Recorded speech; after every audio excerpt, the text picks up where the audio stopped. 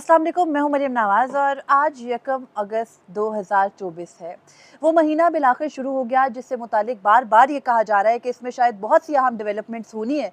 लेकिन पिछले माह से 12 जुलाई से अब तक के हर दिन में हमने देखा कि इस किस्म की एक अपडेट हमारे सामने आई जिससे लगा कि हुकूमत सब कुछ करना चाहती है, इलेक्शन कमीशन सब कुछ करना चाहता है, लेकिन सुप्रीम कोर्ट के 12 जुलाई के फैसले पर अमल दरामद करना नहीं चाहता।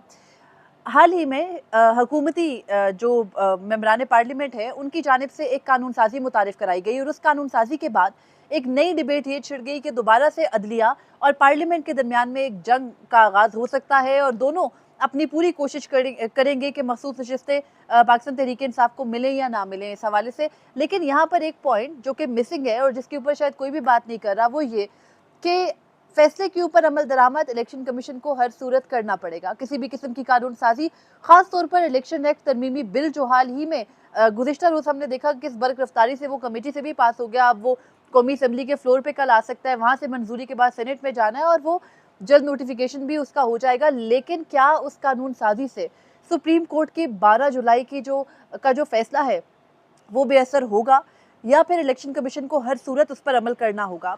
तो दूसरी सूरत जो मैं आपके सामने आज रखने वाली हूँ वो ये है कि इलेक्शन कमीशन सुप्रीम कोर्ट के फैसले पर अमल दरामद का पाबंद है और पार्लियामेंट किसी भी किस्म की कानून साजी कर ले, चाहे वो इलेक्शन एक्ट के उन सेक्शंस के अंदर ही क्यों ना हो जो इस केस से और इस फैसले से मुतल्लिका हैं, इससे फैसले पर कोई असर नहीं पड़ता। वो कैसे? अगर हम शॉर्ट जजमेंट का ही एक जायजा ले लें तो उससे वाजे हो जाता है। सुप्रीम कोर्ट का 12 जुलाई 2024 का जो फैसला था, उस फैसले के अंदर जो कि शॉर्ट जजमेंट थी, 8 जजेस ने दी, जिसके बाद फौरन से नजरसानी भी आई, एक्सप्लेनेशन भी मांग रहा है इलेक्शन कमीशन। लेकिन उस जजमेंट के कुछ पार्ट्स हैं जिनके ऊपर शायद हुकूमत अपनी जल्दी में और अपनी जल्दबाजी में ली गई मूव्स के अंदर गौर नहीं कर पा रही है।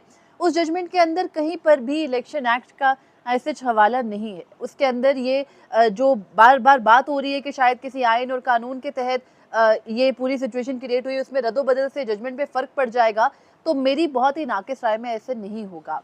उसकी वजह यह है कि सुप्रीम कोर्ट का फैसला जो तमाम तर इलेक्शन से पहले हालात बने, यानी इलेक्शन शेड्यूल अनाउंस होने के बाद यानी 15 दिसंबर से लेके जो 8 फरवरी तक के हालात थे और फिर 8 फरवरी से लेके जुलाई तक के वो हालात जो सुप्रीम कोर्ट के सामने ये केस आने तक या फैसला आने तक बने, सुप्रीम कोर्ट उन तमाम तर सर्कमस्टांसेस को देख रहा है। पिक्यूलियर सर्कमस्टांसेस की वो टर्म हमने देखी फैसले के अंदर, यानी मौजूदा जो तमाम तर हालात थे उनको देखते हुए सुप्रीम कोर्ट ने ये फैसला सुनाया। तो उसमें कहीं नहीं लगता कि आइन और कानून में रद्दोबदल से कोई फ़र्क सुप्रीम कोर्ट के फैसले पर पड़ेगा। यानी आर्टिकल 51 जो कि आइन का है, उसके अलावा आर्टिकल 106 जो आइन का है और फिर इलेक्शन एक्ट के वो आर्टिकल्स यानी आर्टिकल 66 सेक्शन 66 इलेक्शन एक्ट का और इलेक्शन एक्ट का सेक्शन 104, उन सब के हवाले से पहले ही ये वजाहत मौजूद थी कि आया मखसूस नशिस्तें किसी भी जमात को दी जा सकती है या नहीं दी जा सकती। और उससे मुतालिक सुप्रीम कोर्ट ने यानी सुप्रीम कोर्ट के तकरीबन 11 जजेस की राय ये थी 13 में से कि पाकिस्तान तहरीक इंसाफ एक जमात है और पाकिस्तान तहरीक इंसाफ के जो अरकान हैं उनके तनासुब से उनको नशिस्तें मिलनी चाहिए। अब यहाँ पर अगर हुकूमत किसी कानून के अंदर रद्दोबदल ला भी रही है तो उससे बिल्कुल भी ये वाजे नहीं होता कि आया सुप्रीम कोर्ट की जजमेंट पर इलेक्शन कमीशन अमल ना करे।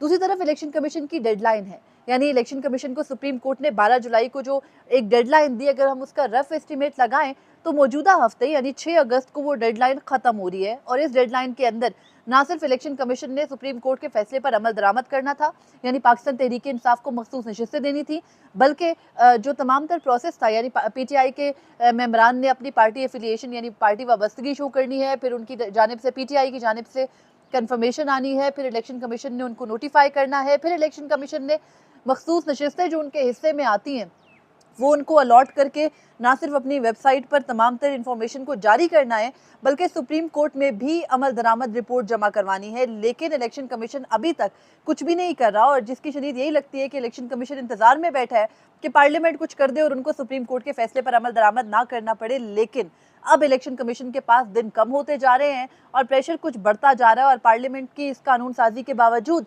सुप्रीम कोर्ट के फैसले पर हर सूरत अमल करना होगा। ये वो सुप्रीम कोर्ट का शॉर्ट जजमेंट है जो क्लियर करता है। सुप्रीम कोर्ट के शॉर्ट जजमेंट के अंदर ये भी लिखा है कि जो फैसले पर अमल दरामद है उसके लिए कोई तरीक़ेकार में रद्दोबदल हो सकता है, लेकिन फैसले की रूह यही रहेगी। उसके अगर आप आखिरी पैराग्राफ को गौर से पढ़ें तो उसके अंदर सुप्रीम कोर्ट ने ये वाज़ेह तौर पर लिखा है। और उसके अलावा इस शॉर्ट जजमेंट के बाद अब डिटेल रीजनिंग भी आनी है। इलेक्शन कमीशन सुप्रीम कोर्ट से वजाहत तो मांग रहा है, लेकिन वजाहत के बावजूद जिन 39 कैंडिडेट्स को सुप्रीम कोर्ट इलेक्शन कमीशन पहले से पाकिस्तान तहरीक इंसाफ का तस्वुर कर चुकी, डिक्लेयर कर चुकी, उन 39 कैंडिडेट्स की हद तक भी क्या अभी तक कोई रिजर्व सीट्स अलॉट की गई? रिजर्व सीट्स की अलॉटमेंट ना करना इलेक्शन कमीशन का अब तक, उससे यही लगता है कि शायद वो सुप्रीम कोर्ट के फैसले को संजीदगी से नहीं ले रहे। माजी में इलेक्शन कमीशन सुप्रीम कोर्ट के फैसलों पर अमल दरामद नहीं करता रहा। हमने पिछले साल पंजाब के इंतखाबात केस में भी देखा। उसके बाद भी हमने देखा कि इलेक्शन कमीशन को जब भी कोई मसाइल आए, वो सुप्रीम कोर्ट भागते भागते अपने मसाइल के हल के लिए तो आए, लेकिन सुप्रीम कोर्ट के उन फैसलों पर अमल नहीं किया जो उनकी मंशा या उस वक्त की हुकूमत की मंशा के खिलाफ थे। लेकिन अब हालात कुछ मुख्तलिफ है। अब हालात कुछ ये हैं कि फैसला उन जजेस ने दिया है जो आइंदा यानी मुस्तकबिल के चीफ जस्टिस हैं, और जिन्होंने बागडोर संभालनी है अदलिया की। अब कुछ दिनों के बाद उनके फैसलों पर अमल दरामद ना करने पर इलेक्शन कमीशन के खिलाफ मिसकंडक्ट की कार्रवाई भी हो सकती है। हमने देखा इससे पहले इलेक्शन कमीशन के ऊपर आज तक तौहीन अदालत की कार्रवाई नहीं हुई।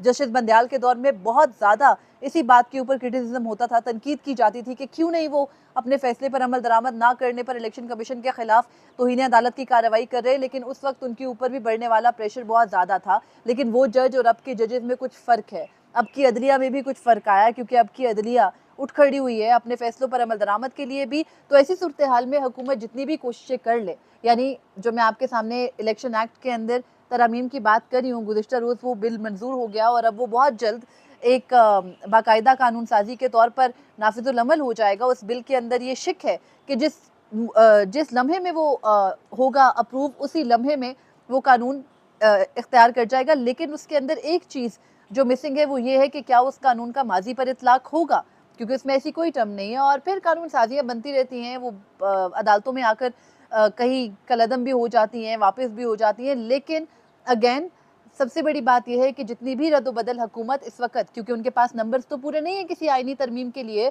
तो वो सादा कानून साजी से जो रद्द-ओ-बदल ला रही है उसका असर सुप्रीम कोर्ट के फैसले पर नहीं पड़ता। क्योंकि सुप्रीम कोर्ट का फैसला अगर जहमत करके हुकूमत या हुकूमती अरकान असम्बली एक मरतबा दोबारा पढ़ लें तो उन्हें ये समझ आ जाए कि उनकी इस किस्म की कानून साजियों से सुप्रीम कोर्ट के फैसले पर अमल पर फ़र्क नहीं पड़ना।